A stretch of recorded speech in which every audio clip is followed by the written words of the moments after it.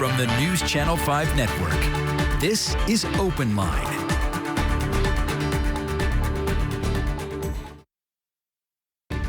Hello, everyone. Welcome to OpenLine. Glad you're with us tonight. I hope we can help people tonight with our topic. We are talking about elder care law. And what does that mean? That means if you have a loved one who is aging and in need of advice on how to deal with some of the financial aspects of nursing home care or wills or any of that. That's the essence of what we're talking about today. And so many people are struggling with these issues, either they themselves or they do have a loved one, a parent who is going through something like this. And this show's always best when people call in and tell their story, share their story, and then we can have our expert kind of expound on that and say, okay, why don't you try this, or we could do this. Happy to have with us our expert, Barbara McGinnis. She's with Takacs McGinnis, joining us via Zoom. They're in Hendersonville, right? It's Hendersonville. That's right. We're in Hendersonville, just a little bit north of Nashville. Just a little bit north of Nashville. Thanks for being on. Just a little bit. Thank you. Thank you for letting me do it by Zoom. It's amazing how much we love Zoom now, isn't it? We do. We've gotten used to it. Yeah, we've gotten used to it. And yeah, Zoom has its advantages. There's no doubt. Absolutely. So I'm glad. Not a whole lot of traffic here in the office. Right. Not a lot of traffic. And I'm glad that you're able to do it. All right. So let's start with this. Let's start with define elder care law. Sometimes people are like, what is all this about? Define elder care law.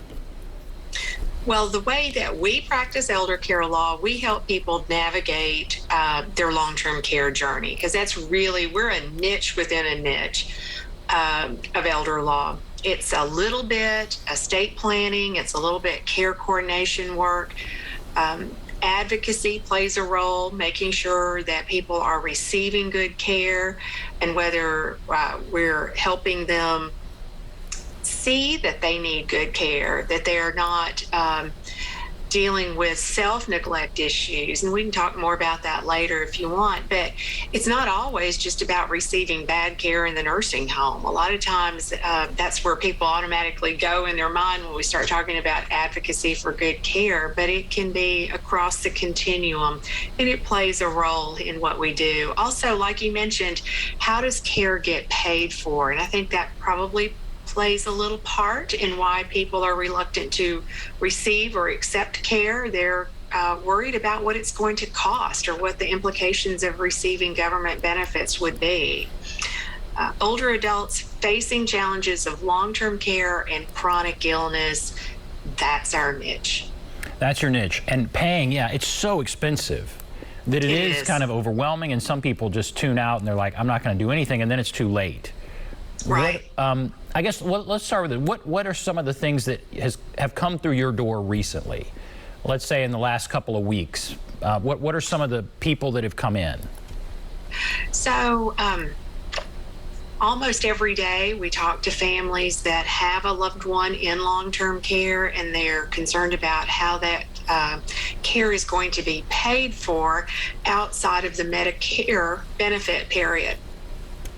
Sometimes people have the preconceived notion that Medicare will just pay for their long-term care needs.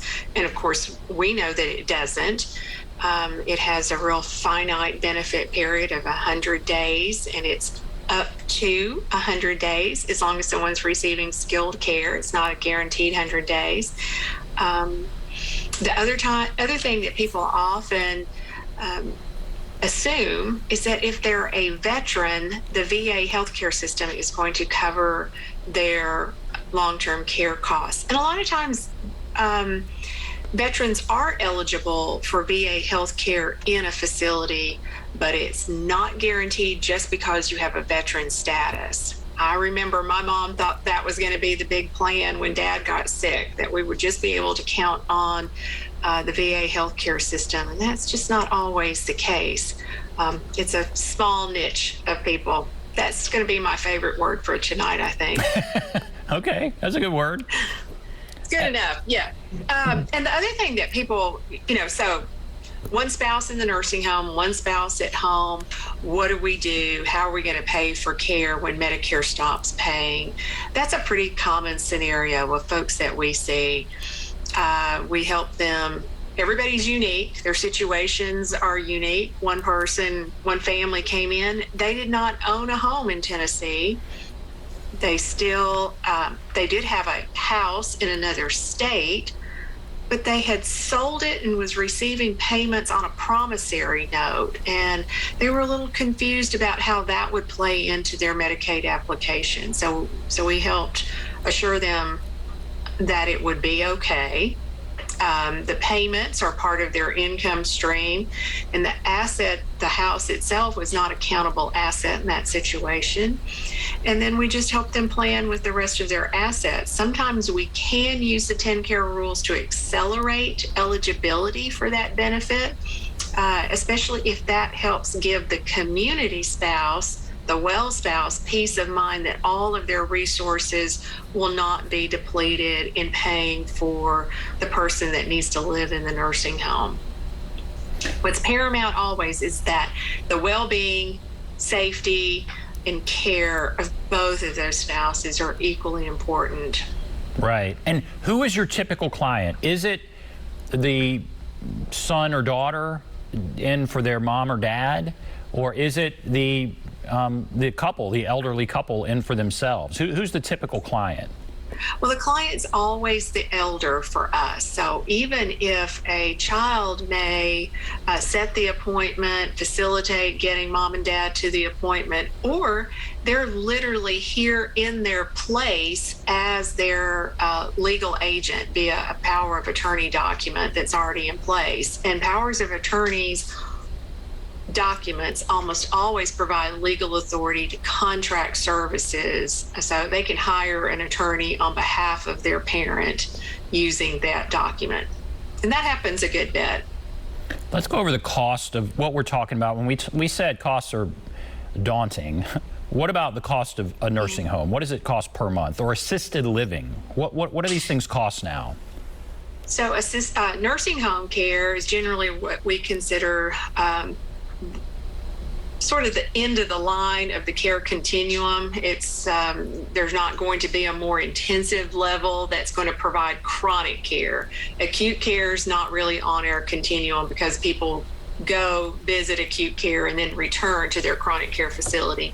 Nursing home care in the state of Tennessee is going to average around $8,000 a month. In our local community, you will find that a little higher for the most part, probably 8 to 10. In more rural communities, you may still find $7,000 a month. It's interesting.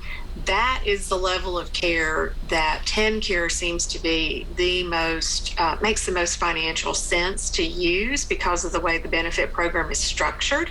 So TennCare actually will help pay the difference for the cost of care between the resident's income, and there's calculations, right? You start with gross and then you subtract all the allowable deductions, but generally then TennCare pays the difference.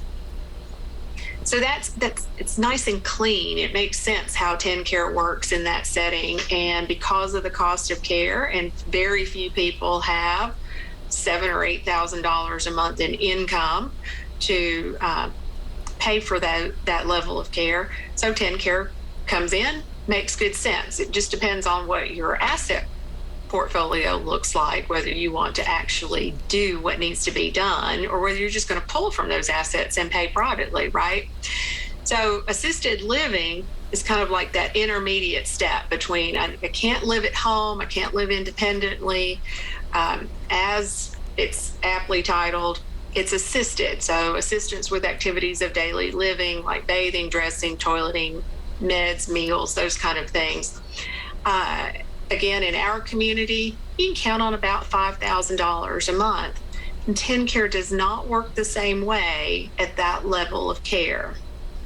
So it's mostly private pay or going to be paid for with long-term care insurance.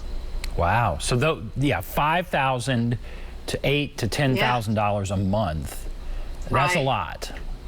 That's a lot. And then people that try to stay at home and think they're just going to bring in caregivers. One, caregivers are really in short supply right now. It's a crisis unlike any other time that I've seen in my, I think, 30 years now of long-term care. But that can be quite expensive as well. We're talking $30 to $35 an hour for caregivers through an agency. And so what would you recommend people that hear that and are just like terrified? What are some of the things they can do, 30,000 foot level? What do you recommend to people? They hear those numbers and they're terrified. Right. I think one of the very first things that people need to do, probably folks our age, Ben, is they need to start thinking that there is a good chance in our future we are going to need some type of long-term care. And so the people that really are at the most, have the most advantage are the folks that start thinking about it before they need it so they know how to plan. Certainly you need to save money to take care of yourself in your retirement years, but you may also want to actually visit long-term care insurance opportunities and see what's available for you. There are different plans now. Then it's not just the straight up, I'm going to pay premiums forever, and if I never go in the nursing home, I've spent all this money for nothing. There are a variety of plans that could be researched. So that's one thing, pre-planning. Then as you get a little bit older, perhaps we're too young for this strategy, for pre-planning strategy, that you could look at the use of an irrevocable trust to help protect your assets. There's pros and cons to an irrevocable trust, but it's like folks want to give their house away to their kids. You've heard that, right? People they think they want to give their house away to their kids so that the nursing home won't take it. I understand what they're thinking, but when we use the trust to give away the house so that the nursing home can't take it, we're also insuring a little bit against the risk of all those other people that we're putting on the deed. So let's just say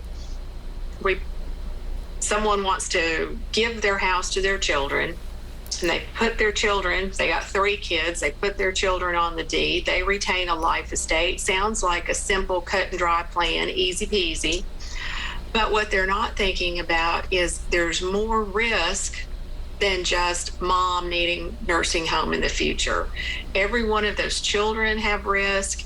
Their wives, their children, or their spouses, I should say, their spouses and their children put that home at risk, so to speak, because, bad things happen to good people all the time. There's wrecks and insufficient insurance. So it's an asset that belongs to each one of those individuals and could be subject to a lawsuit, whether it's a car wreck or medical bankruptcy or any other thing that you can think of, a surprise divorce. A lot of times people think they're happily married right up until they're not.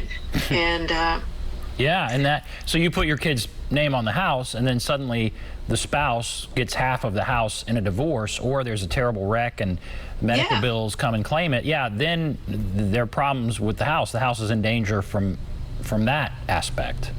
Exactly.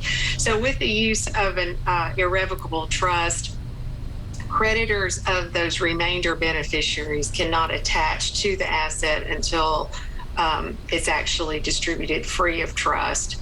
And likewise, we do have to wait the 5 years. If we're going to give an asset away in any type of fashion, we have to wait the 5 years of the 10-care look back. So again, this is not something, it's not a strategy you can do when you've got one foot in the nursing home world already, because 60 months can be a long time to try to pay for care privately in any of these care settings. Right.